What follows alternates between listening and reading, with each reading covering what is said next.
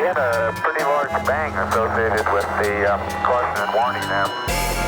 Okay, so we have an apparent serious oxygen leak. 4, 3, 2, 1. Houston, we've had a problem. He's in a roll and he can't stop it. Performing an evasive maneuver. Okay, Houston, we've had a problem here.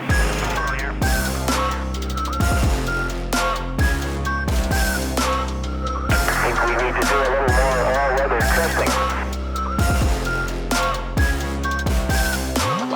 Welcome to space.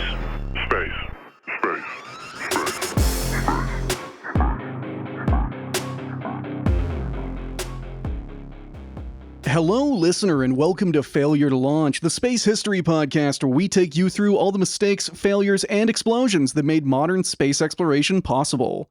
We are your hosts, Quinn, he, him. Chris, he, him. I am guesting. I am Victoria Scott. My pronouns are she and her. Thank you for having me again. And I'm a split-second Chris, he, him, and thank you for coming back, despite last episode. Kind of preempting the guest intro here, guys. And today, we're back with part 2 of our series on the Soviet moon tanks, the Lunokhods. I was able to pull it off. It's not often you get a guest of this caliber.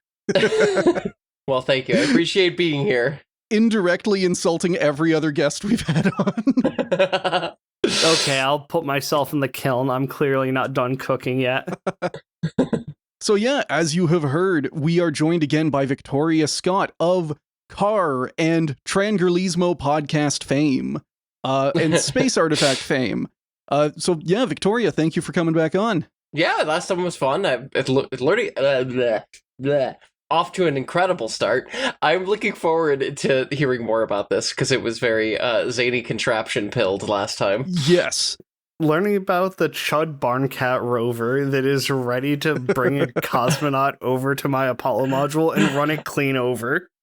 We still need to get bleeped artist name, friend of ours, to make art of the Lunokhod as a monster truck just rolling over 4 Apollo, or I guess 3 Apollo LUVs. You see, the problem is I already have a clear mental image, and it's of the, Victoria, you'd probably know amongst all of the people here, the weird short track Australian truck racing series with a lot of jumps in it. Yeah, they've got a couple of those. I was thinking of like Euro truck racing. Oh, where they those are race also the full-on cool. semis.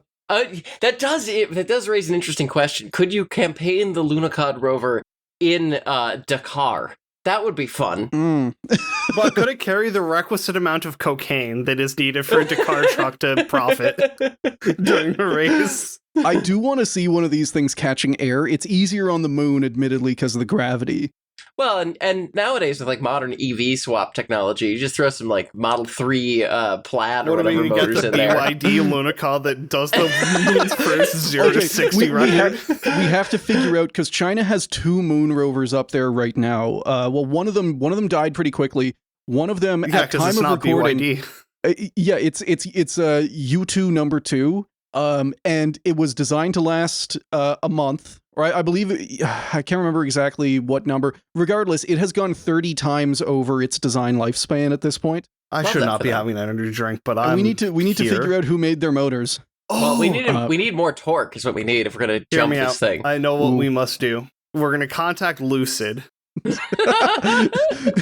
They're desperate.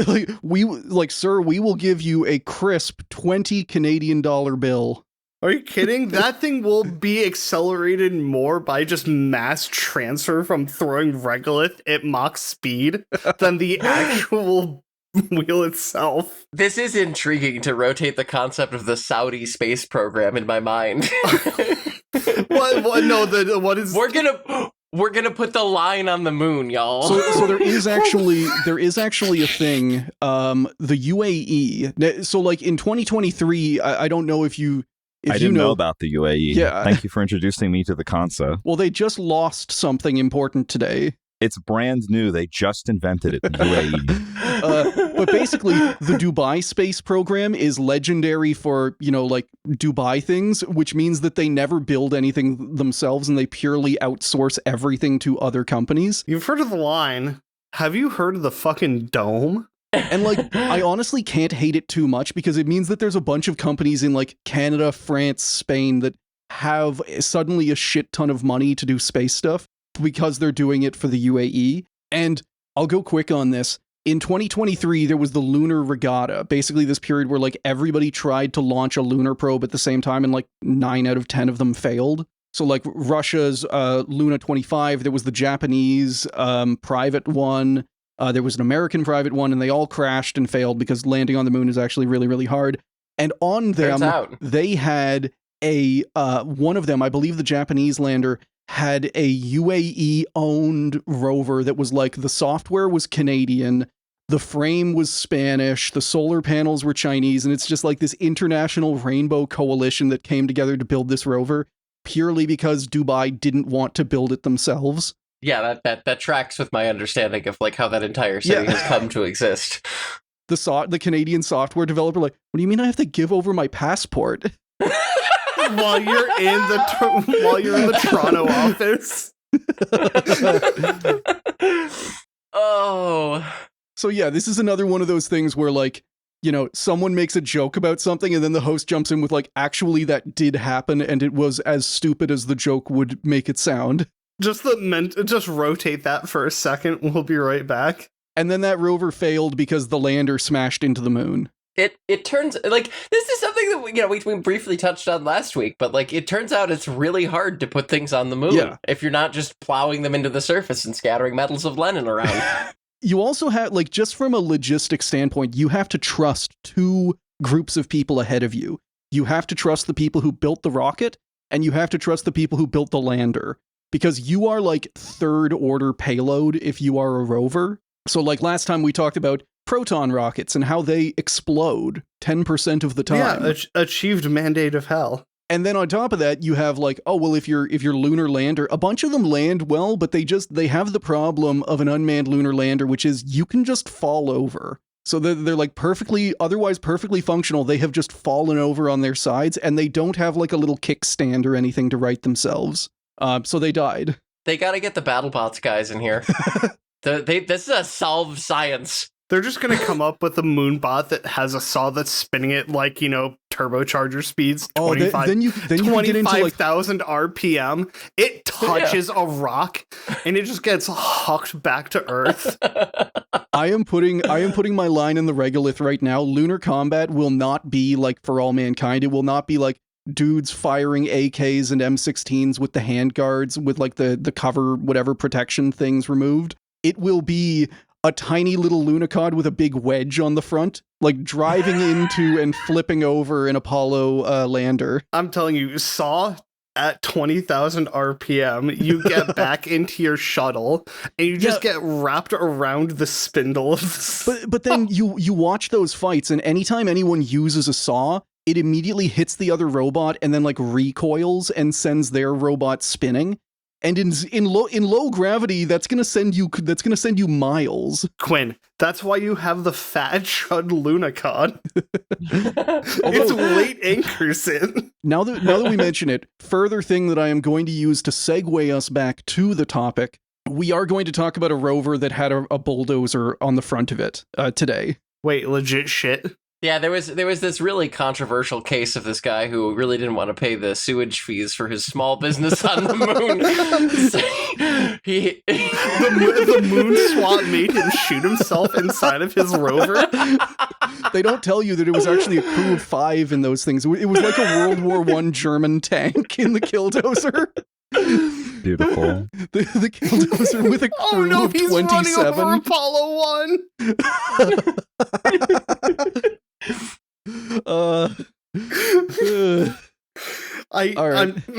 No, give me a second. I'm going to be paralyzed by this for a second because there's a very specific GIF playing or video playing in my head. It's the Lego Play City. Someone's being fucked over.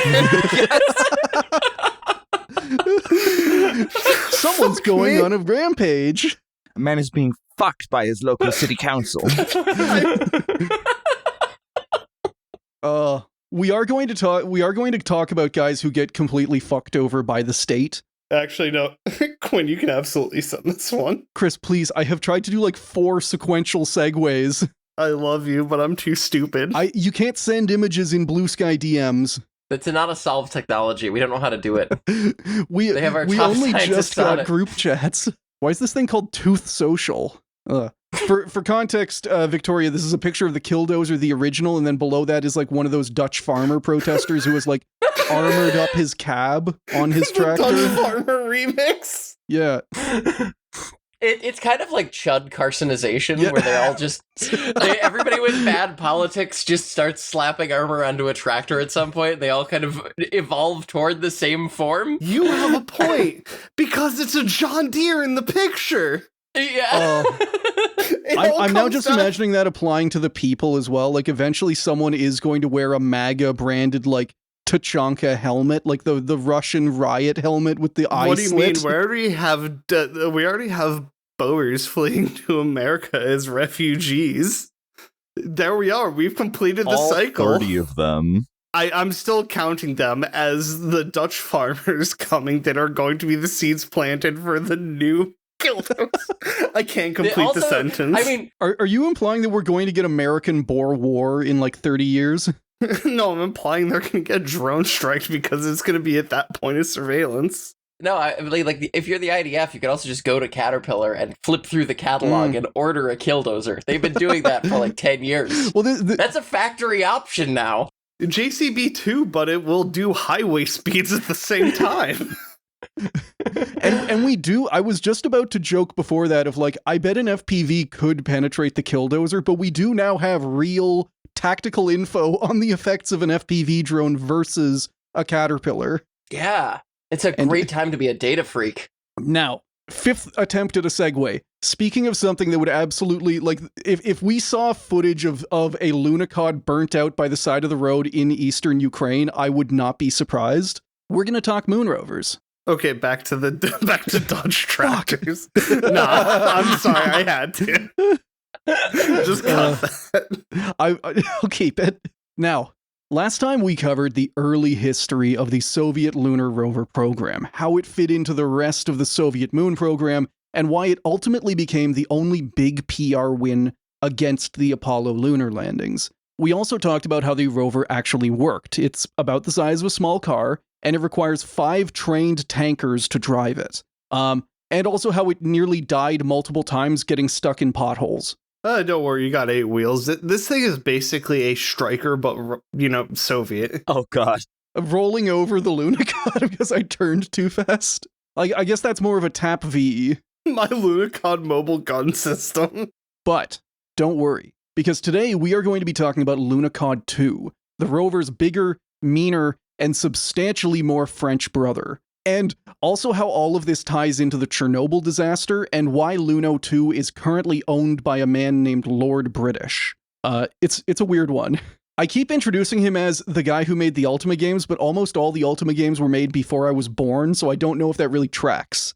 I don't care. I don't like him. Like with last time, I used the following sources for this script. The books Soviet and Russian Lunar Exploration by Brian Harvey and Challenge to Apollo by Asif Siddiqui. Russian Space Web by space journalist Anatoly Zak, an article by Lunokhod engineer Oleg Sokolov, and the 2007 French documentary Tank on the Moon. For this one, I also used the work of space historian and friend of the show Drew LePage over at his website Drew Ex Machina. As always, all links will be down below in the show notes. Lunokhod 2. I also can't get over how on the Lunokhods, the stereoscopic, cameras at the front are just the perfect eyes. Biblically accurate moon rover. Yeah. Me getting stared at by the Soviet moon rover. Imagine you are like an alien that's about 1 foot tall, and that image is like the rover looming over you. You're just getting gently run over by the Lunar. Yeah, back, forth. A bunch of Soviet tankers are down on Earth just screaming.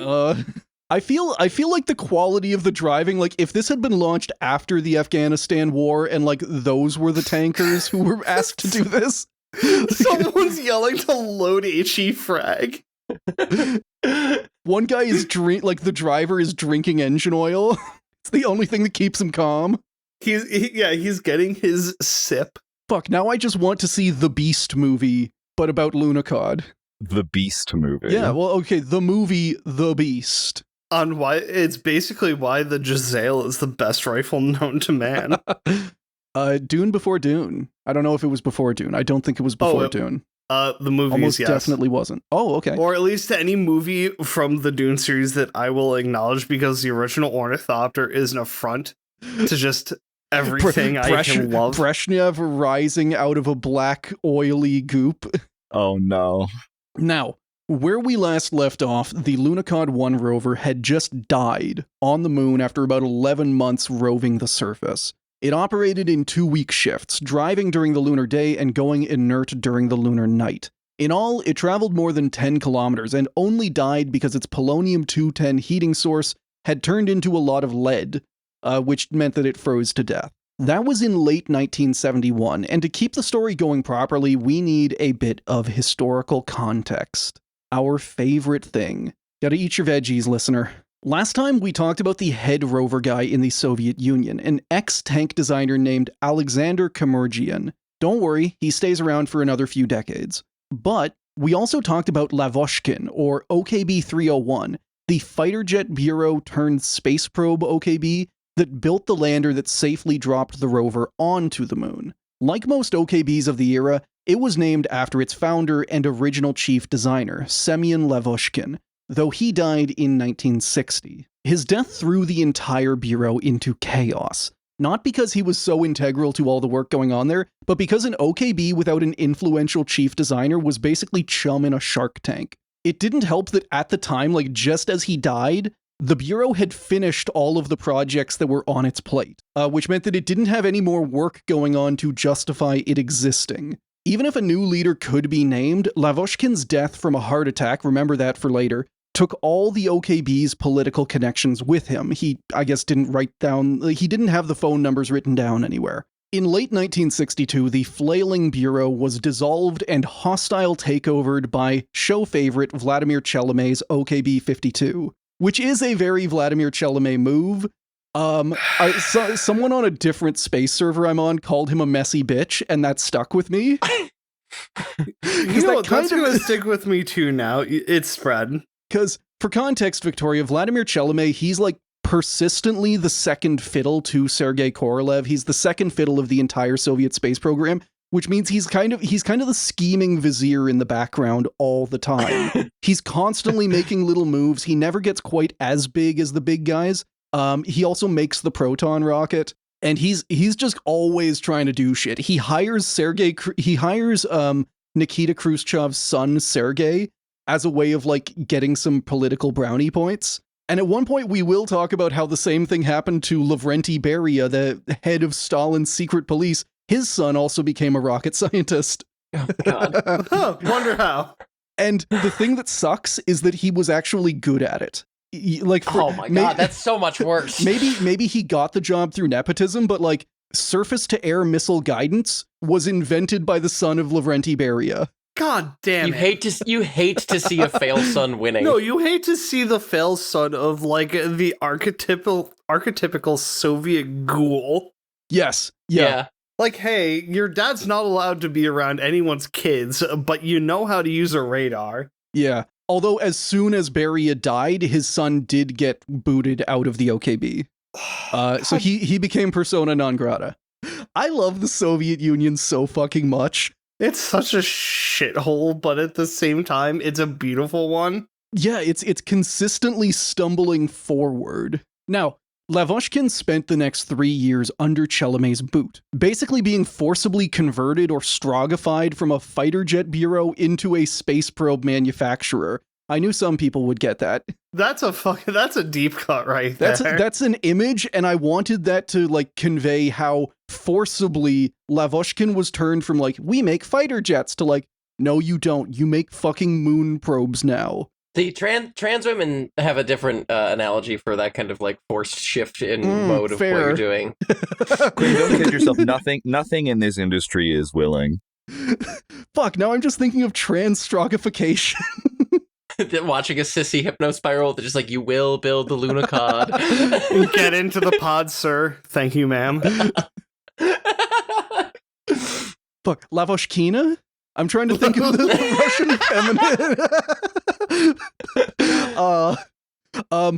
A small number of your fan base is going to go absolutely crazy I don't for this. think The it's rest of them are going to be small. like, what the hell? Considering the shows that we are associated with. Yeah, that's fair. Now, fortunately, they got a new lease on life in 1964 when Premier Nikita Khrushchev was cooed out of power by Leonid Brezhnev, which is the only way that anything happens in the Soviet Union, it turns out. This was good because OKBs all had powerful political patrons, and OKB 52 had been chummy with Khrushchev, partially because he hired his son. With Nikita gone, Chalamet's bureau was severely weakened, and Sergei Korolev swooped in and, as a way to fuck with his rival, he rescued the Lavoshkin bureau, gave them their independence, and kind of took them under his wing. Where's the gun to the back of the head in this? Oh, no, this is more of never come near me or my cute little son again.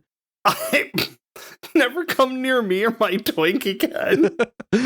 And that twink in question was longtime Lavoshkin engineer with a knack for control systems, Georgy Babakin. And while we will be covering Babakin's life in more detail in the future, it is not an exaggeration to say that he deserves a lot of the credit for the Soviet Union's lunar and interplanetary firsts. Under his management, Lavoshkin built the first spacecraft to soft land on the moon, the first probe to explore another planet, Venus in this case, and built the common spacecraft infrastructure that would enable dozens of Moon and Mars missions. He is a relatively unsung hero of space exploration, and I will stand by that. Anyway, in 1971, just a few weeks before Lunokhod 1 went offline forever, Babakin was in the hospital, like everyone else, every other Soviet OKB leader, except he died. Heart attack, it turns out, like his old boss. He was also about the same age as his old boss.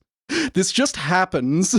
I just decided to, on a whim, go to just look up Georgy Babakin. And in the Wikipedia, Semyon Lavoshkin died in air show, and then in air quotes, literally died in Babakin's arms. Oh no. A homie might have had It turns out all these OKBs were right next door to where they were trying to work on the heart attack gun the whole time.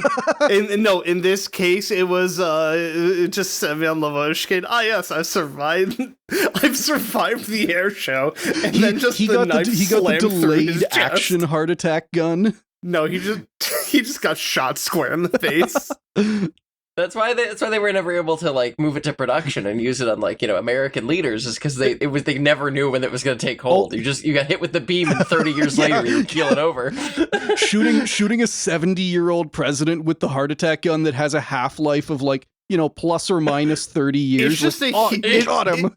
It's just a huge as shit dart, but you don't know what's happening. It's asbestos. It's just a dart gun full of asbestos. No, it's just got the classical bird feather on the end of it. Fuck is this? I like the idea of fostering an entire conspiracy community to hand wave the fact that these guys were just old and pieces of shit that didn't take care of themselves. So they were just unhealthy as fuck. Constantly keeling over. These guys keep dying of heart attacks. What the fuck is going on? Why are they pissed off and dying? The KGB invented a heart attack gun that gives them heart attacks within a variance of 10 to 30 years.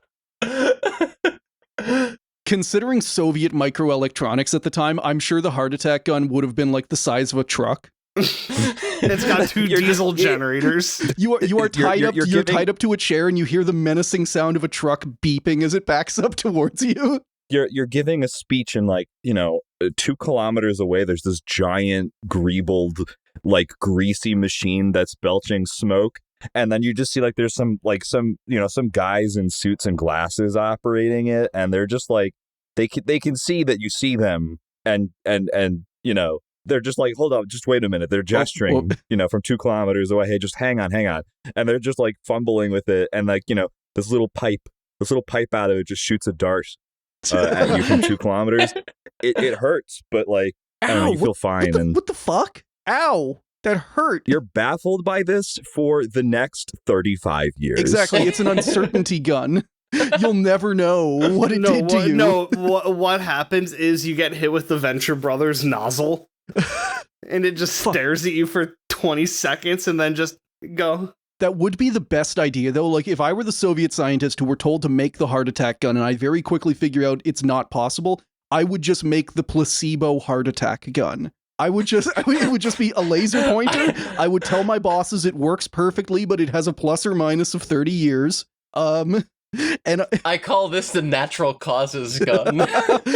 it's so perfect. The victim will live to whoever you aim it at, they will probably live to around the average lifespan of their country. It's just that good. It's called the life accelerator. It shortens their life by 5 years. I love the name natural causes. It made me think of what if it was just like, what is it like in TF2, like when you get like the weird guns, you can give them a name or whatever. Oh yeah, don't get me started on that, please. My unusual, your unusual assassination weapon nicknamed natural causes.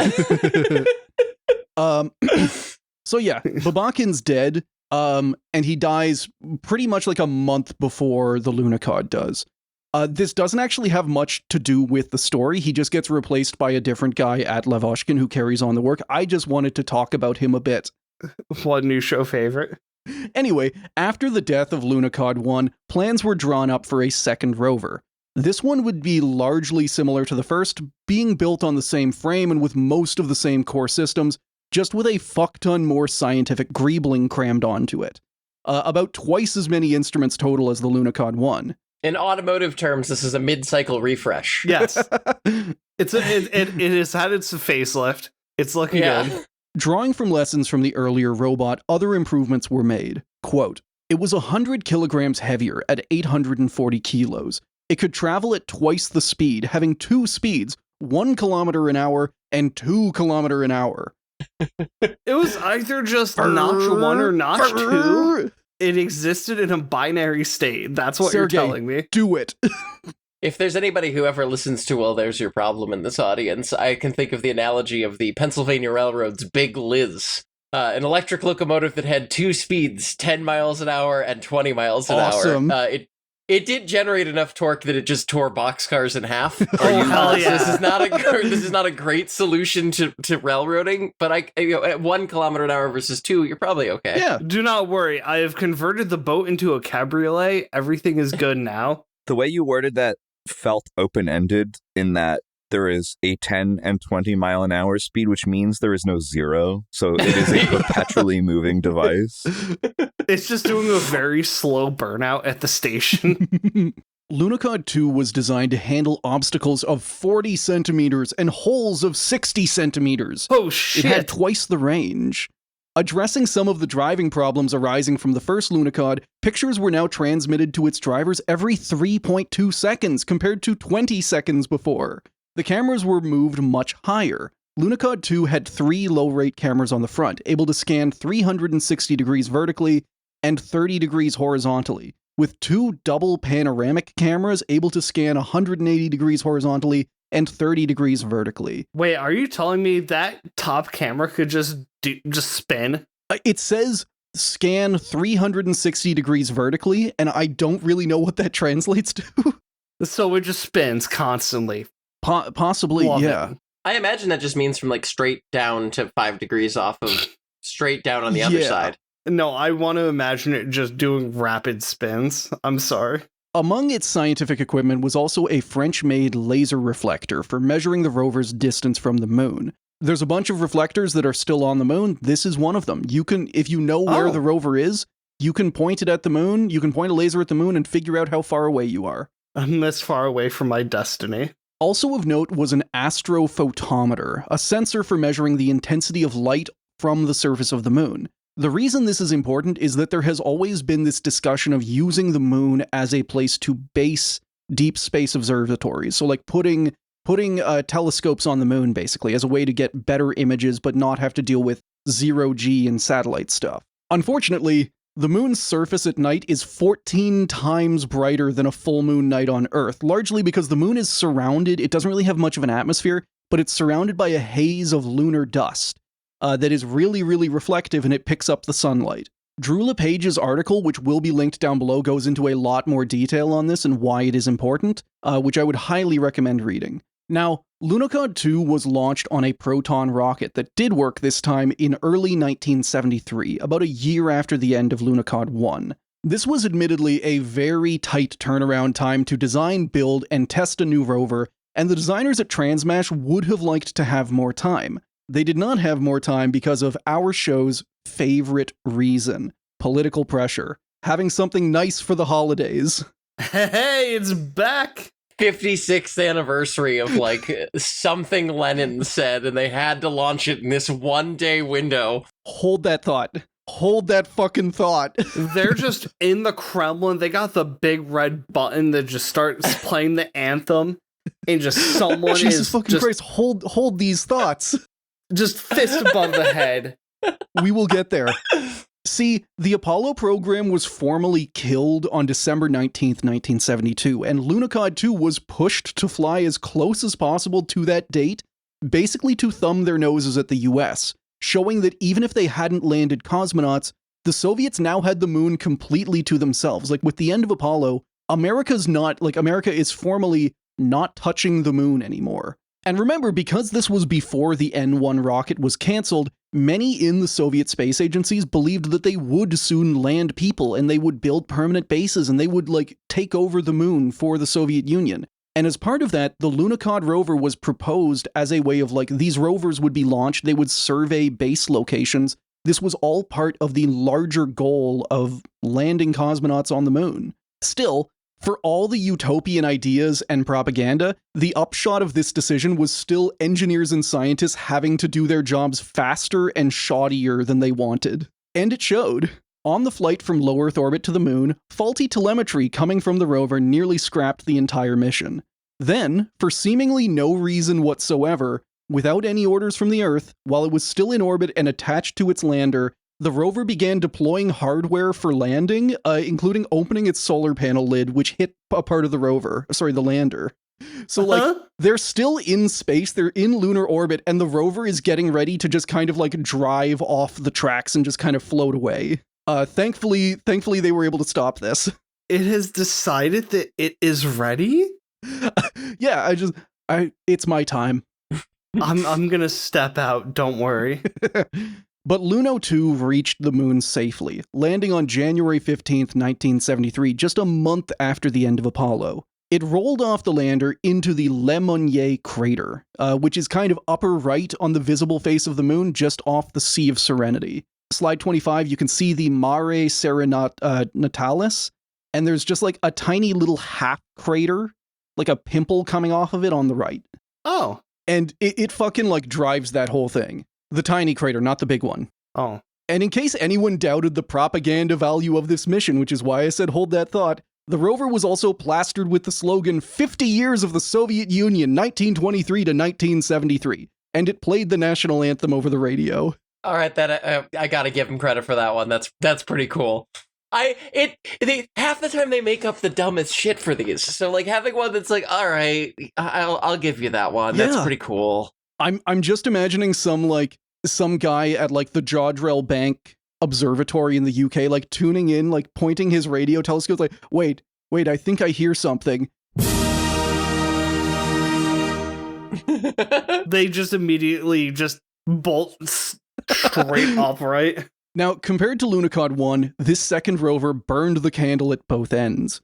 With a veteran controller crew on Earth and a much better idea of what they were actually supposed to be doing, Lunokhod 2 made incredibly quick progress.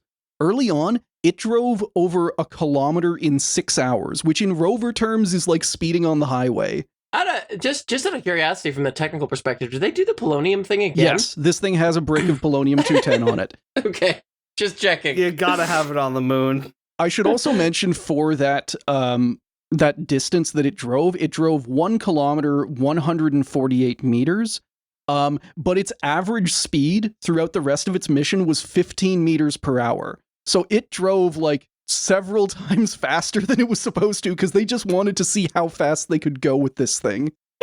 And again, you're playing with 0.3 frames per second when you're driving this thing. Is this just the entire crew just looking at each other? I know we're going to be shot, but we have to try it. And then just notch 8, we're in. Unfortunately, it also burned out much faster than its predecessor. After exploring the entire bottom edge of the crater and traveling about 39 kilometers, disaster struck. The rover drove into a hole, which admittedly it did all the time. And the reason why it drove into this hole is because lunar shadows are weird. They couldn't tell how deep it was, and it turned out to be pretty fucking deep. Yeah, while they were on a rip, they just said, oh god, oh fuck, and then it fell in. They managed to get the rover out, but in doing so, it scraped the edge of the crater of the hole, and some lunar dust was dumped onto its solar panel. So imagine like you've got the bathtub, and then like 180 degrees tilted from that is its solar panel. That is now covered in dust. Quote, the immediate consequences were not serious, the loss of some electrical power, but the long-term consequences were fatal. When night came, the lid was closed as normal. In closing the lid, the soil was then dumped onto the radiator. When lunar dawn came in early June and the lid was raised again, the lunar soil acted as an insulator, preventing the rover from properly releasing its heat. The heat inside rose, and Lunokhod 2 quickly died. Oh, shit. Yeah, so Lunokhod 1 froze to death, Lunokhod 2 cooked alive. So we're in a kind of Goldilocks situation. Yeah. Of one bear killed itself, the other bear died. Can we have a bear that doesn't? Lunokhod 3 stays the perfect temperature because it is in a museum in Moscow right now. Perfect. It is under air conditioning all the time. It does also need to be mentioned that this only became public knowledge like 30 years later, because the Soviets, whenever they announced this, they just said, the rover completed its mission. It's done. It did it. What was its mission? Completed. That's what it was. It landed. Shit, he's on the moon. Look, I don't. It's a rover. It roved. I don't know what to tell you. They went notch 8. What do you want us to say? Again, the idea that they send it up there and then devise a mission for it afterward, and it's just like the guys responsible for its operation who are basically just joyriding it around a crater. They're like, so what did you guys learn? Dirtbag. Guys who are way too busy just having fun and not doing any sort of science whatsoever. No, just out for a dirtbag. Despite not lasting as long as its earlier sibling, Luno 2 set a distance record that stood until 2014. It also sent back huge amounts of useful scientific data and tens of thousands of images of the lunar surface. While many on the team were disappointed with how the rover had died and what it might have been able to do if it hadn't, it was still by far the most successful exploratory rover in human history and is arguably, to this day, the most significant moon rover. Though, like I said earlier, it now has competition from the Chinese U-22, which at time of recording has outlived its 3-month design life more than 30 times. It's just up there chilling. I think it's coming up on 3,000 days. Oh, Wow. It's been going a while. just someone gets their safety factor off. No one ever hits the actual, like, no one actually gets right to the design limit and then keels over. Yeah, because Which the is kind of bleeding- like, if you make it to the average lifespan, you're probably going to go to like 120. yeah, the bleeding edge is just how quickly can I balance 3 days and 3 years?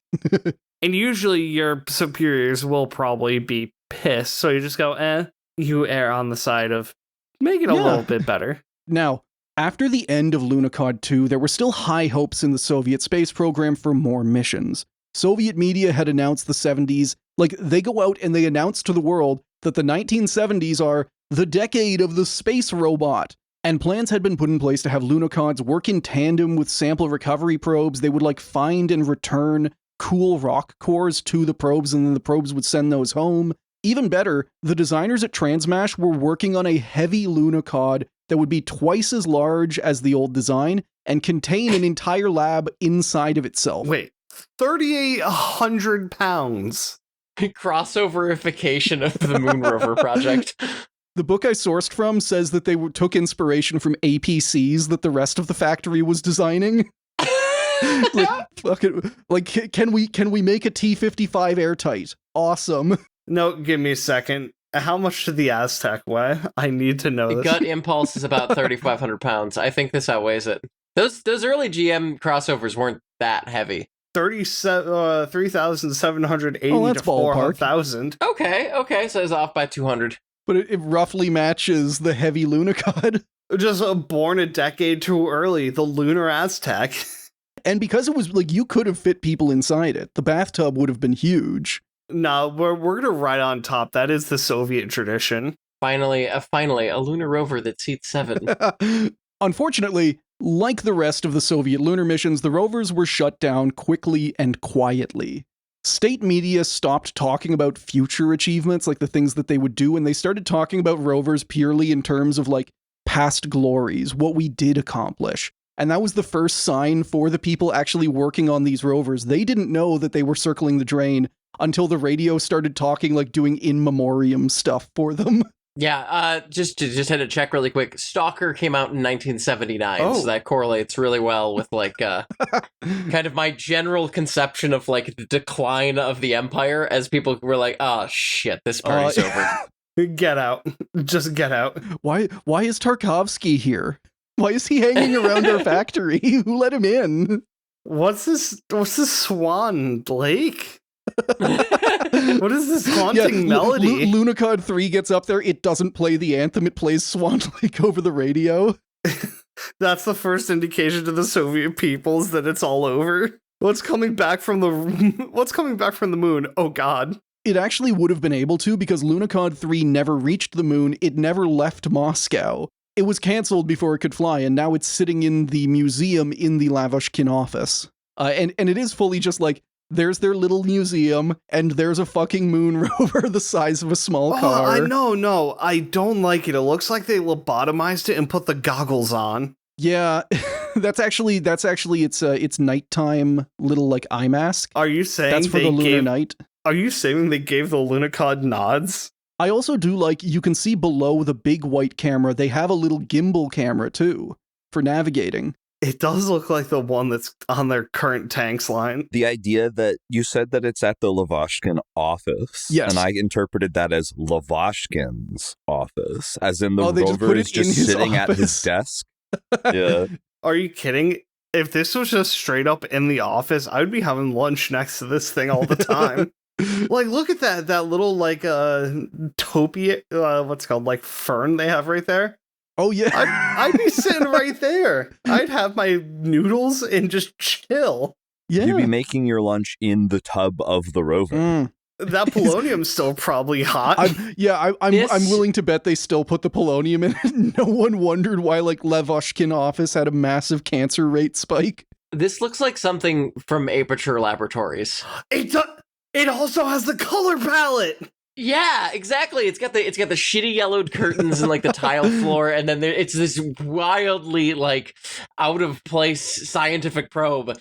The dumpster ass like terrible voided like a display case next to it. Yeah. Like you got that off of IKEA and then put a stain on it thinking you were good. No. I expect this to be delivered with a monologue about like how they wanted to come up with a more efficient lemon juicer, and the boys figured out how to make it seat 7. This thing creeping around the office, it mistakes your hand for a lemon. You get sucked into the pod. It was canceled after the incident, capital T, capital I. Yeah, that's how Ole died. Now, moving on to the next one, Lunokhod 4. Now, from 1974 onward, the diktat of newly crowned designer general Valentin Glushko was clear. The moon was over. And we talked about this a little bit recently in our episode with Joe Kasabian on the coup of OKB-1. Korolev's old rival, Valentin Glushko, kind of accomplishes a total coup of the Soviet space program. I'm still salty. Yeah. They have announced the moon is over. It's gone. There is no more moon. Do not look up outside at night anymore. If anyone ever mentions it near Glushko, he just starts freaking like, what the fuck are you talking about? They milkshake ducked the moon? What did it do? Everyone just looks up and the moon fully is like painted in American flag colors. Like, oh, fuck. So the cosmonaut program shifted to focus entirely on space stations, while NPO Lavochkin would be allowed to keep working on Mars and Venus probes instead of moon probes. The final part of the Luna program, and this show does not recognize the Russian attempt to steal its name and steal its legacy, was the sample recovery probe Luna 24, which successfully flew in 1976. As far as its legacy, Lunokhod is probably the most significant Soviet achievement of their lunar program, at least in the public consciousness. The two rovers were unmatched by NASA. They were uniquely Soviet, and while multiple Luna probes had returned a few grams of lunar dust, that wasn't as big an accomplishment when the United States started handing out moon rocks as political gifts to 135 nations, including the Soviet Union, which has got to be like the ultimate insult. The Soviets overall, their sample recovery probes bring back about 300 grams total of lunar dust, and America just kind of like gives them a rock. Like, hey, here you go. Here's such your own assholes. fuck. We got a guy to pick this one up. It was wild. You should have seen it. He said, "Whoa, this is cool." With both rovers being dead and there never being any plans to remove them, both Lunokhods are still on the moon. Lunokhod 1 is currently the property of Roscosmos, the Russian space program, while Lunokhod 2 we will get to in a little bit.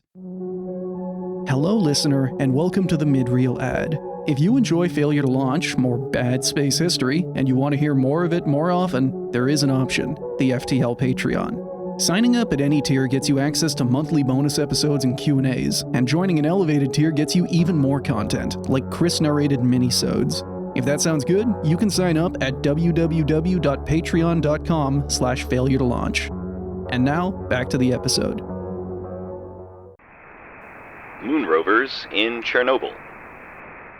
Now, the end of the Lunokhod program was surprisingly not the end of rover work at the Transmash tank factory. Even after the cancellation of Lunokhod 3, the team was kept together. They were kept a state secret and given funding, a little bit of funding it has to be said, to keep developing and testing new rovers. A lot of this was because they were expected to eventually graduate to Mars rovers and Venus rovers, which the Soviets had switched their probe focus to after the lunar missions.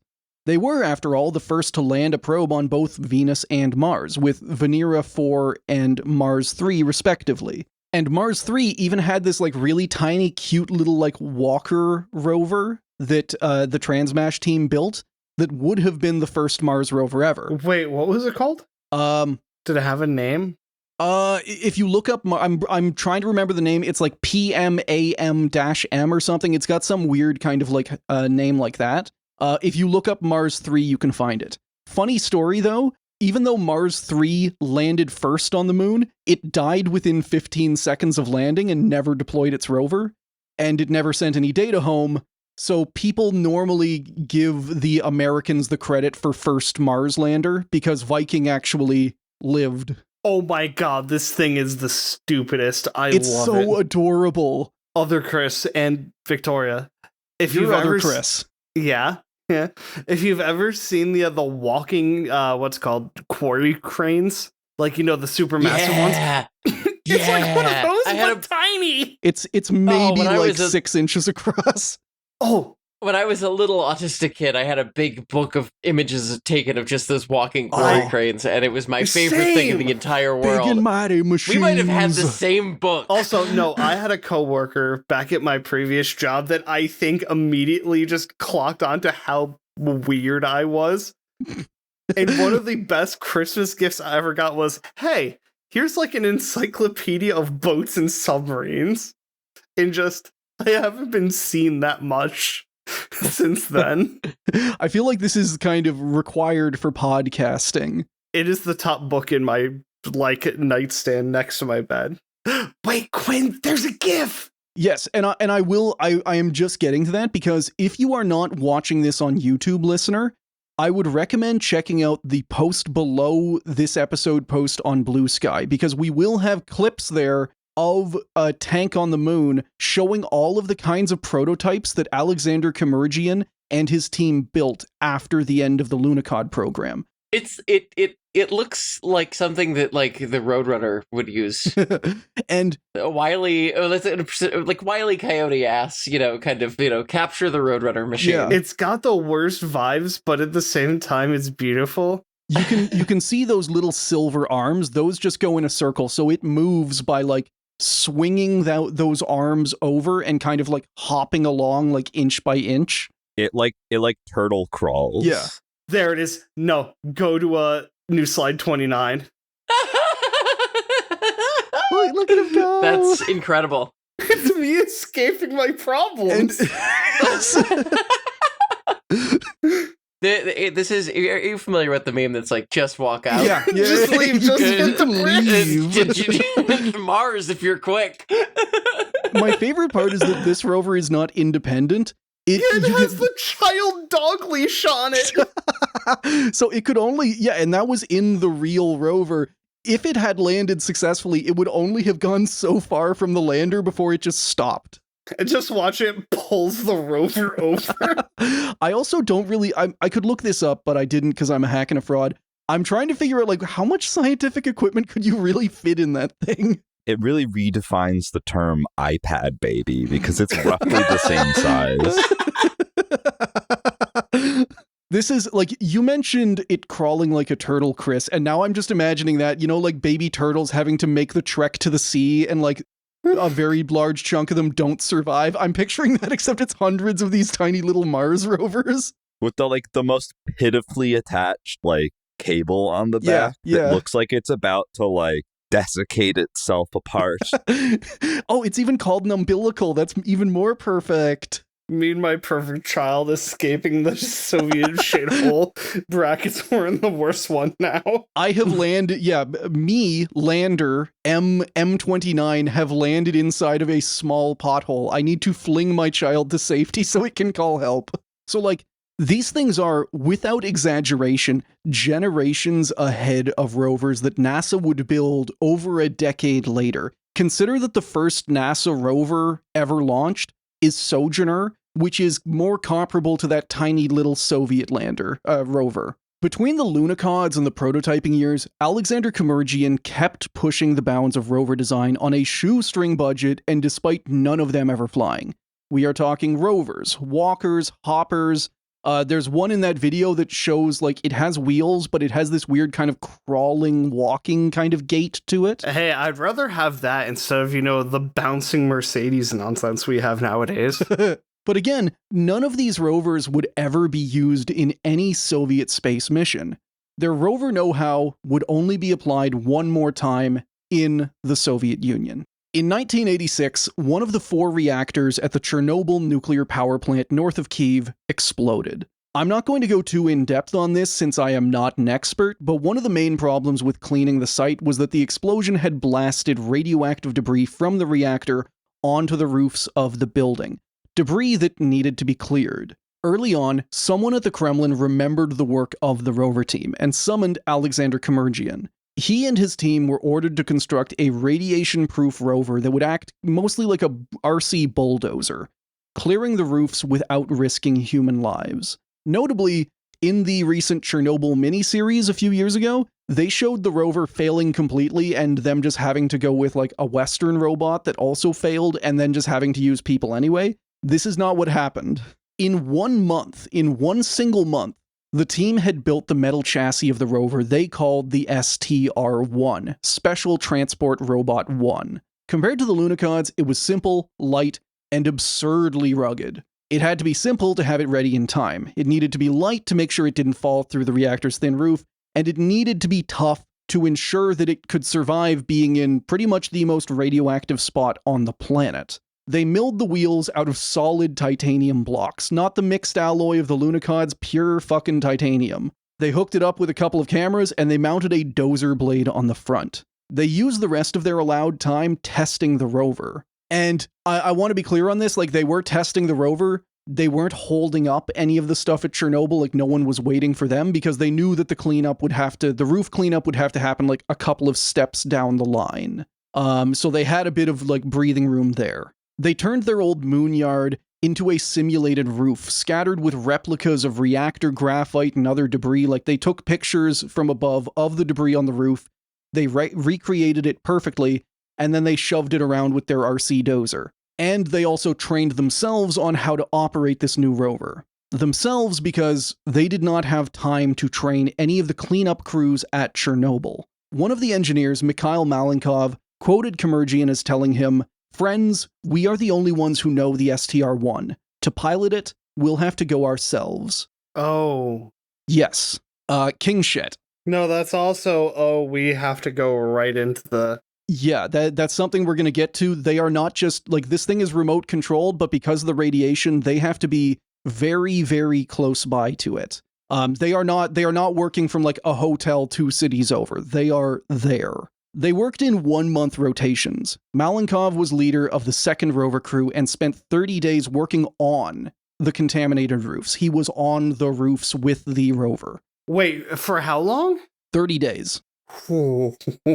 Because of the extreme radiation level and the shielding on the rover, it had to be operated from very close by. The controllers were just on the other side of the wall from where it was operating. Even from close up, the STR-1 still suffered from bad controls because of the radiation interference. Yeah. Oh. Like a lot of stuff, Chernobyl, there aren't concrete agreed upon numbers of what happened to the rover designers who volunteered to go. None of them directly died during their work or are considered to be part of the around 50 directly killed by the disaster. But at the same time, the knock-on health effects of the disaster and deaths caused by it are widely agreed to be in the tens of thousands. However, any of those who went were there for at least a month, working in the most contaminated parts of the zone. They went onto the roofs to maintain the STR-1 or to hook it up to a helicopter winch when it was time to move from one roof to another. They were there. They were exposed, and it's almost certain that many paid the price for that. As in, they were expected to go out, hook it up to the helicopter. winch. Yes. That's dust. That's, because it's a rover, it was on one roof. Once it cleared a roof, it had to be flown over to another roof. Someone had to go out there and physically hook it. It's like, it sucks. They all volunteered, and the fact that the rover was able to work still definitely saved lives. Yeah. I can't believe that the Chernobyl television show live. Dang. That's crazy. Live from Pripyat, the two homies. Are you telling me that communist people who lived in the Soviet Union were still human beings who cared about other people? That's crazy. That sounds like propaganda. So, yeah, we don't really know what happened to these guys, but it is basically inconceivable that spending 1 month, basically like in the show, I don't want to give it credit, but they show like there's the kind of closed off area immediately next to the roof where the people are all getting ready to do their run.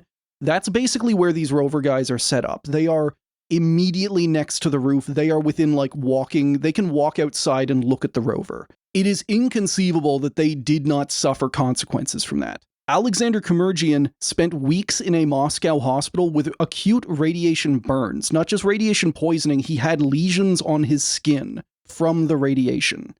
Fuck me. That's... Yeah. And I am not doing this to flag these guys as being braver or better than any other liquidators involved in the Chernobyl cleanup. I'm talking about it because they are space guys and because they were privileged. They were valuable engineers from the prestigious space program. They did not need to go. It's also worth noted that in and of itself, they got it to a Moscow hospital. Yes, yeah, and that's one of those things where the privilege does count. The conscripts going on the roof were not being flown to the best hospital in Moscow. That's something that Alexander Kemerjian did have that luxury. These guys did still have some degree of luxury to them. But at the same time, they did not have to go in the first place. And the Kremlin did not want them to go in the first place. They all volunteered because they knew that they were the best people to drive this rover. And that, if they had tried to train some conscript on 1 week of training time, he may have, just driven it off the roof or something. And at the same time, it does need to be said that the show is somewhat correct in that the rover couldn't work on every single roof, but it did work on multiple of them. So some of them, they did still have to use people with shovels, but at the same time, this rover was used, it did clear roofs, and it did save lives. They, the designers, like many others involved in the cleanup, did not receive recognition for their work. The STR-1 is still in the exclusion zone in Ukraine, parked in a concrete pad with other contaminated vehicles. Whether by the team or through theft, it is missing one of its titanium wheels. That'd be the craziest return on investment for leaving a car up on blocks of all time. You gotta admit. Then again, those wheels have also never been cleaned and have been driving through pure radioactive dust. Yeah, I'm gonna contaminate every neighborhood I go through. Now, Alexander Kemerjian received very little recognition for his work during the Soviet years. He did get an Order of Lenin in 1973, but remember that he, the person, was a state secret. So he was not allowed to talk about it. He wasn't allowed to talk to his family about what he did. He was, however, allowed to publish articles and papers, but only one of 3 different pen names: Alexandrov, Leonovich, and Yuglov. These 3 scientists gained a reputation in Western space magazines as constantly proposing new ideas for robotic exploration. You know, like, here's the way that we can cooperate and, like, make this wild idea happen. So, when the Iron Curtain fell, a lot of academics were surprised to find out that all of them were the exact same guy, and that guy was a tank designer and the guy who had invented the Lunokhod rovers. Admittedly, that's just stacking achievements right there. Yeah, dude's running with his alt accounts, racking up all of the publications. Yeah, and except these aren't voluntary alt accounts. These are alt accounts where if you post on main, there's going to be 5 people outside your apartment with just truncheons. Hey, if you post good enough on your main now, you can still get that. Just post harder. Yeah, I choose to believe that, like, he fully wrote out backstories for every one of these different scientists. Like, ooh, like Yuglov is like 23. He's just out of school. He's trying to find his way in the industry. Alexandrov's this, like, old embittered alcoholic. The one time posting on main really gets you killed is this guy. Leonovich hates his wife. So, in the early 90s, both NASA and the ESA were gearing up for missions to Mars, and they were excited to discover that the Soviets had been designing and testing prototypes for years. These space cooperations and knowledge exchanges were happening all over the place when the Soviet Union broke up, for all kinds of reasons, and I want to cover the good and the bad here. The West wanted to tap and exploit this new resource of space expertise, obviously. NASA wanted to keep the Russian space agency together and afloat so it didn't collapse, because that's bad. And on a security level, it's kind of bad if a rocket scientist is unemployed. You do not want a bunch of people who know how to make nuclear missiles to suddenly be out of work. It's bad for global security. Yeah, just kicking rocks in my backyard and then suddenly someone from, Russia, the nation that shares a border with North Korea. Long story short, like, these are some of the political reasons why they wanted to continue this cooperation. Similar things with, like, old Soviet, like, supporting old Soviet biolabs or things like that, of, like, you do not want these things to go out of business. At the same time, though, whenever you're talking to the scientists involved, they just wanted to cooperate. They just wanted to finally, like, this censorship, this block, this rivalry between them was gone. And on the Soviet side specifically, the Russian scientists, the Ukrainian, all of these ex-Soviet scientists in these different OKBs, their main thing is that they say this repeatedly in interviews. They want to preserve their knowledge. They know that the RKA, the Russian space agency before it became a Roscosmos, in this period, it is canceling programs left, right, and center.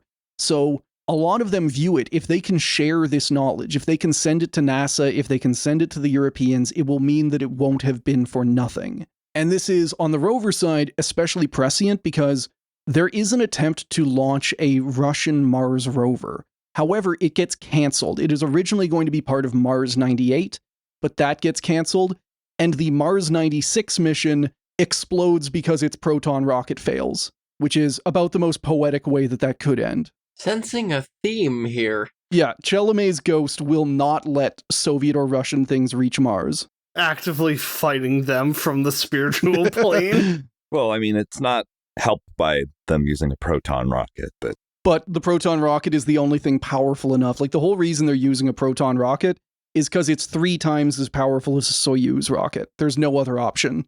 They just have to they have to roll the D10. They don't have to. They could design a new one, but then again, every time they probably go to design a new one, there is, I would dare say, a conflagration in the office that tries. I gotta imagine, by like the mid-90s, you're basically trying to swat away capitalists with a stick from stealing everything that isn't bolted down. Hold that thought. So you're kind of like, your hands are kind of tight. Your hands are kind of full at all times. I love mentioning not even stealing things that are bolted down, like they're not also stealing the things that are bolted down. Yeah. They can be unbolted. They can be stolen. We have this thing. It's called a spanner.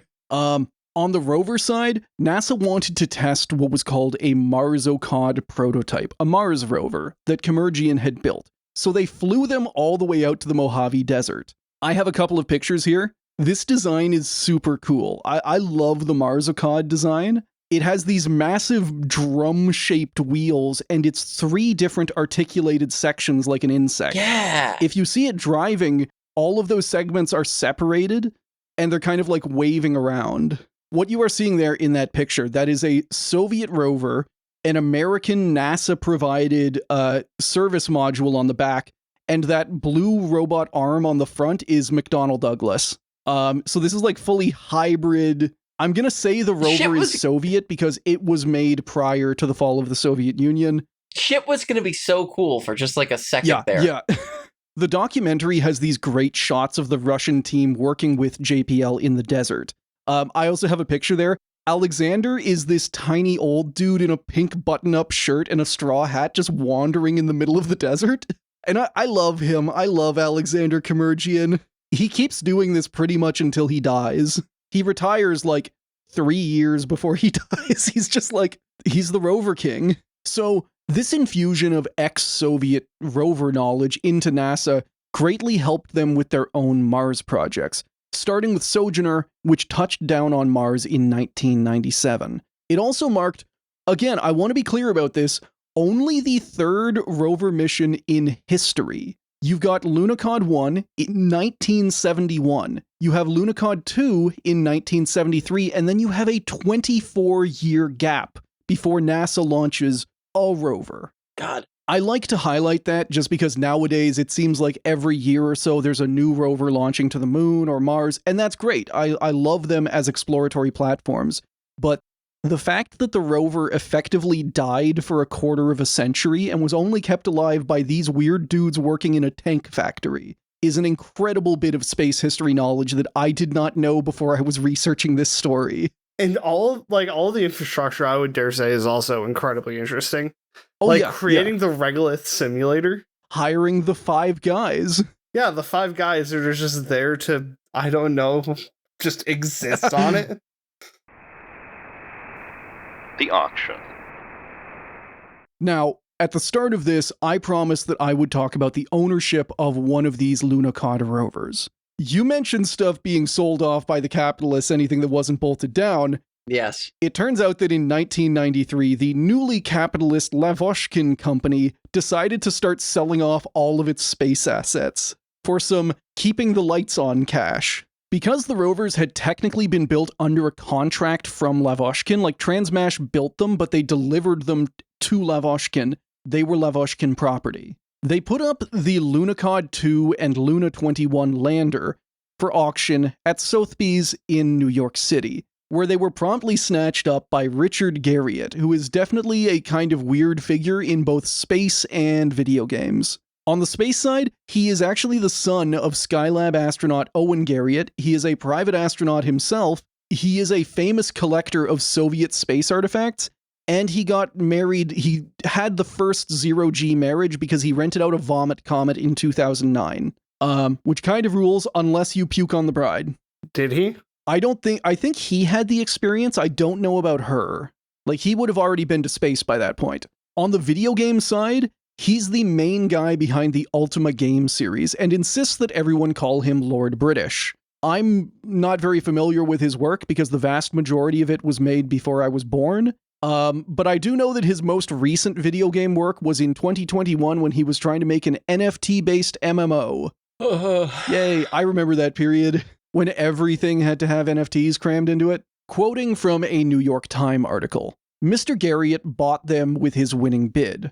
All he received initially was a $68,500 credit card receipt. With some prodding, he subsequently obtained a certificate of title to Lunokhod 2. Mr. Garriott, whose father Owen was an astronaut on NASA's Skylab, made his fortune as a video game developer and subsequently indulged his space hobby. His collection also includes what could be a spare of the original Sputnik satellite, and he paid $30 million for a visit in 2008 to the International Space Station aboard a Russian Soyuz spacecraft. So I do love that they took the money and only after like pestering, they're just gonna like, yeah, fuck it, here's a piece of paper, dipshit. I also love the idea that they specifically referred to it as a title. Yeah. Like you can go down to the DMV and get plates for it. I wonder what the import charges on a Soviet moon rover would be. It depends on whether the Strait's open this week or not. Fair. This is going to be fun because it happened between the recording of part 1 and part 2. Well, I guess it's not open yet, but Your Honor, he's lied for the 40th time. We'll know it's true because if we look for transponders being active and traversing through the Strait. the Gulf, we'll know. I think the funniest thing is going to be if Kegseth gets fired. He should be more than just fired. Well, he killed a bunch of kids. I mean, fired is just. I'm trying to use the legal sense. I'm not trying to say what I think should actually happen. The death toll in the Caribbean is like 200 people. Yeah, like unquestionably complete war criminals. Not to be like be like too much like, ooh, I hate the West, but I need to. You know. I'm Canadian. I'm blameless. So. Oh my god! Yeah. I have seen the worst thing. Drawing the border in my mind as soon as America does a worse thing, I'm just like, man, that fucking Americans. Am I right, guys? The problem is that I've read too much about other Anglophone countries to be like, oh yeah, just go up there and it'll be great. I'm sure only good things about Canada. Throwing away our entire arsenal of Tomahawk missiles because it would be fucking epic fury. Bacon. Epic bacon. We gotta show the bad guys that we make big explosions so they'll cower in fear. That always works. So when we throw our hundreds of millions of dollars of Tomahawk stockpile away to do yet another in this decade shock and awe tactic on someone that doesn't work, and we are left with our pants down holding the bag, professional bag fumblers. So there is not really as much to talk about with this collectible. That's kind of it. Lavoshkin put it up for sale, and a video game developer, son of an astronaut who insists on everyone calling him Lord British and who is making an NFT game, bought it for about 160,000 inflation-adjusted US dollars. It is still up there, and Richard Garriott can look at it through pictures from NASA's Lunar Reconnaissance Orbiter anytime he wants. Cool, I'm gonna tiptoe up to it in my Jordans and disassemble it. Taking the wheel like the one off the STR-1. Yes! Yeah, we need a replacement wheel, so... I mean, I know that, I collect space artifacts, you collect space artifacts, Victoria. Someone has to be collecting Chernobyl artifacts, and that has to be, the most, unhealthy person on the planet. Look, everyone, I've got the STR-1 wheel! Victoria has the best artifact we have seen to date on the show. But when it comes to Chernobyl artifacts, there's going to be one dude that's going to, be just keeling over at his desk, gonna have a friend over. Hey, want to see this gas mask I have? The box opens and they just, get flashed over to, a scene of Stalker with the Wishmaker. And you just get indoctrinated that way. The fucking, wait, the Buran replica fucking Wishmaker, is that what the bit is? No, those are separate things. But fine, you have the tiny little 5-inch tall Buran in a box. And I'm just trying to think of equivalents, and it's just some guy buddy, you're not going to believe this. I have Reactor 3 at home, the whole thing. They just sold it to me. Yeah, you just go into his basement and exit as Monolith. It's just the one next door, but still. Light novel, my roommate is the elephant's foot. No, cut his mic. I can't believe it. That's a Chuck Tingle book right there. But yeah, everybody, that is the story. That is the final part of our 2-part series on the Lunokhod rovers. That is how rovers were invented. That was their place in the Soviet space program, and how they saved lives in Chernobyl, and how basically everything that everybody else knows about rovers was taken from this one Armenian dude. How are we all feeling? This was great. I learned a lot. I didn't really know any of this beforehand going in, so I feel like I've learned a lot, and I already had a pretty deep appreciation for Soviet space projects. So this is really cool for me. To follow up on that, I try to just not look into space at all because I try to remain ignorant of this. Because if I just catch a hint of what we're recording, It's going to be, okay, cool. I'm going to be on my lunch break at work. I'm going to have 20 tabs open on my phone of just this. I'm informed now. No, I like to go into this blind because I actually learned quite a bit.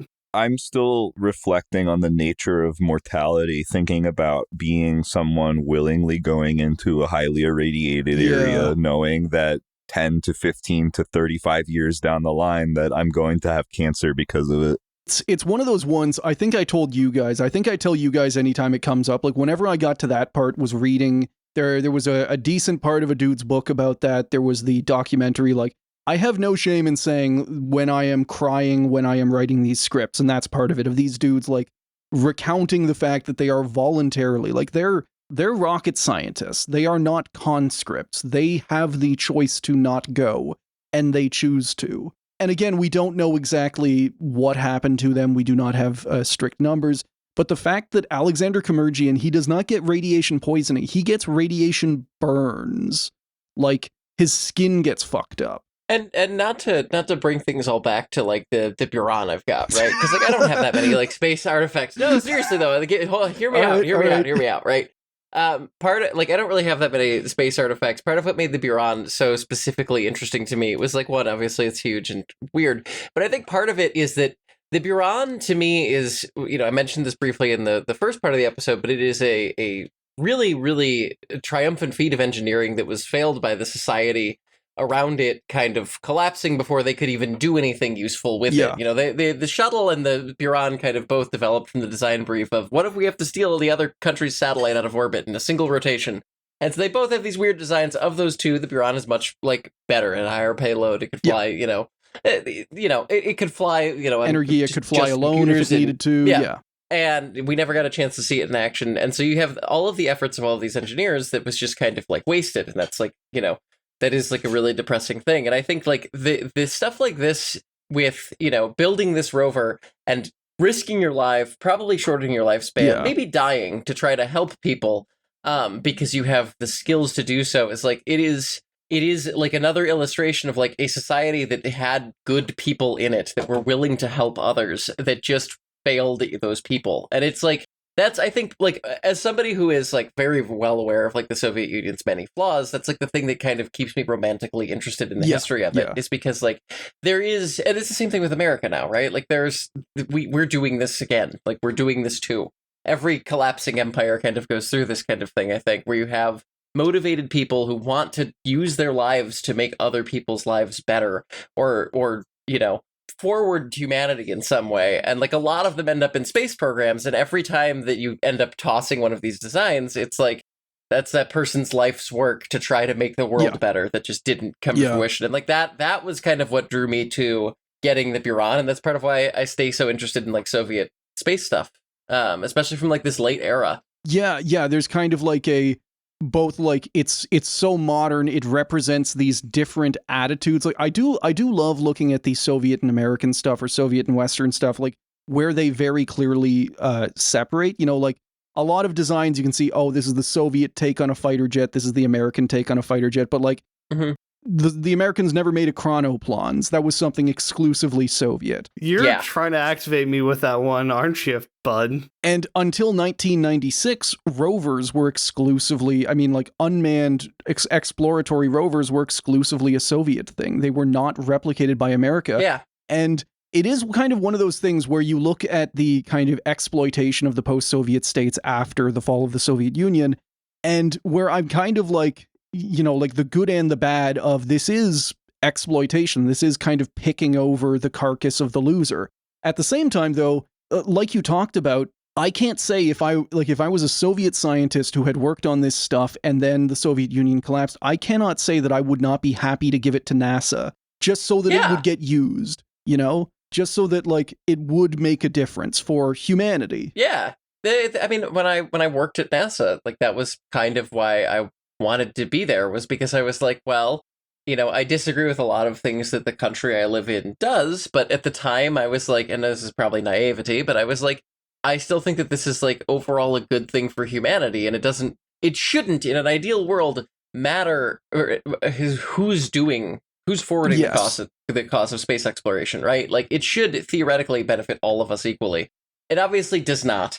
But like that was, it still seemed like a net good thing to me, which is part of why it's so disheartening lately that like I've become really disillusioned with a lot of and like stuff that we're doing because I used to love it. And like Artemis 2, I think was a brief kind of like, for me, it was a reminder that we can get back to that people can like, I remember seeing people saying that like, oh, I thought I was done with space, but it turns out I was just done with like space billionaires or trillionaires. It was a hope spot.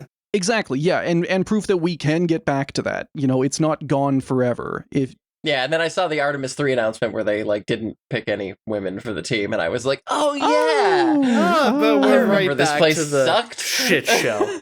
God damn it. Yeah, and I mean, obviously, like this is not a new observation. I mean, like Whitey on the moon. I mean, especially current administration. Yeah, but I mean, it's just like It's just like, I think also like, the ideology of the Soviet state and its complete failures to live up to that, and the rare moments where it kind of almost got close to it, it makes it all compelling to me. I don't know.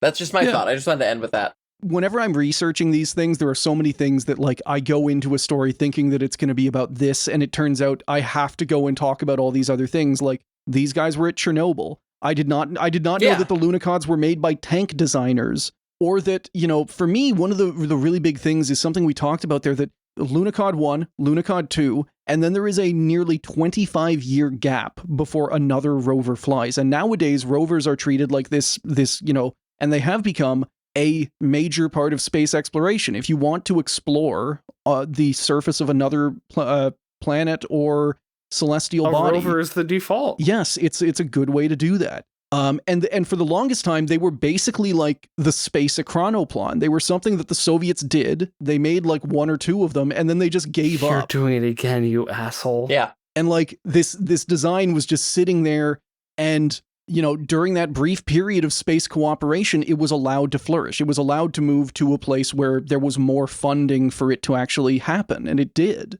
I don't know. And I just think this is like a cool story to kind of go with that, of like this technology being developed and jumping from country to country until what now, like 60 years later, it finally has a place as a mainstay of space exploration. Mm-hmm. Yeah. But listener, that has been our 2-part series on the Lunokhod program, the tanks on the moon. For Victoria, again, thank you so much for coming on. Is there any place that people can find your stuff? Thank you so much for having me. It was really fun. And yes, I am on vantimevictoria.com. I am victoriascott.bsky.social on Blue Sky. And I have a podcast called Trangirlismo, where we discuss car culture, the decline of empire, and motorsports in that order. I'm also occasionally on Well, There's Your Problem. Yeah. Frequently lately, but I don't know if plugging it here, but like there's now a new train podcast hitting the Bethea-verse as well. It's yeah. There's lots happening. Listener, there is a vacuum for a rover-based Bethea-verse podcast. Hit me up. There needs to be a podcast for every form of locomotion. So yeah, listener, thank you so much for listening. And until next time, goodbye. Goodbye. Adios. Bye. Bye.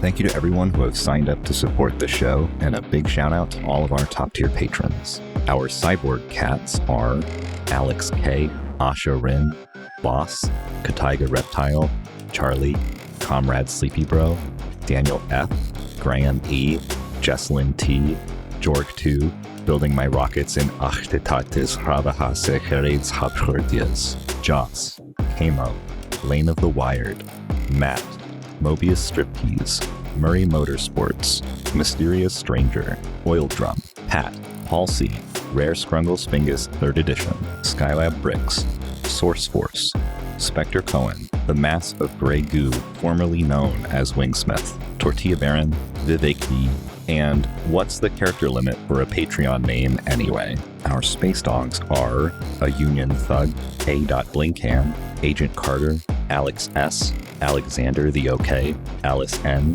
Alan N., An American Robin, Angie, Angry Old Man, Yada Yada, Anthony C., Argent Blue, Arlen S., Atomic Hobbit, Autofox, Avocado Assassin, Baron M, Bathe, Ben L, By Barbarian, Big Meg, Binary Badger, Labilius Blix, Beamy, Bod Vogue, Boomzilla, Boring Brian, Booge, C, Cantaloupe Was Taken, Celeb Gill, Chainsaw Snuggling, Charles H, Charlotte M, Chris K, Christian K, Play M, Cole C, Captain Lag, Cynical Scribble, Daddy Bongo, Darth Baby, David L, DeSmiley, Dom K, Drain Damage, Dr. Shockmaster, Duke of New York, Ank, Aaron, Eric J, FBH, Flatbread Shrimp, Fractal Moonlight, Furious Luddite, Garrett B, George B, Grant K, Griffin, former snow shoveler of Burger King,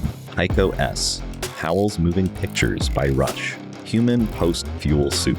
I heard Stephen Miller is a pedophile. Isn't that crazy? I hope you have a good day. Ian R, Iggy Noranis, JMM, James A, James C, James T, Jamie K, Jarl Breadmaker, Jerry M, Jedediah D, Joan of Bark, John C, John E, John Boy D, Johnny Terrors, Jonathan G, Jonathan W, Just Morse, Kate B, Kate D, Corbin the Dog, Cruzzy, Lens Wipe, Liliana, Lorgath, Luke O, Alexins PC, Majestic Affect, Man Who Is Average, Mar, Marigold Muskrat, Marto, Maxwell B, Mech Girl Alley, Michael, Michelin Star Blemtro, Mish, Mr. Dr. John, Mitch P, Newman Instrumentality Project, Nellie W, New Name, Nicholas S, Nick S, Nolan B, Norman W, Northeast Driver, NSFW NSA, Outlook Cove, Panda, Pat S, PB, Poop Butt, Randall, Ray H, RBK, Rato B, Riley, Robert G, Sailor of Fortune, Scott K, Sean F, Sean H, Sensual Kazoo, Sean P, Shetty Hanks, Silly Vixen, Skyhawk, Something, Spirit of Thunder, Starborn in the Sky, Starlight Foxalope, Throne Ahone wants to say thanks to Chris, Swanee, The Best Sean, Thomas M, Tim P, Toasty Ken, Trashed, Verash T, Brisk, William O, William P, Winston P, Wouter S, Zachary JB, Zap, Zemo, Zim, and Zombie Dwarf. Albert Count, 231. Thank you for listening to another episode of Failure to Launch.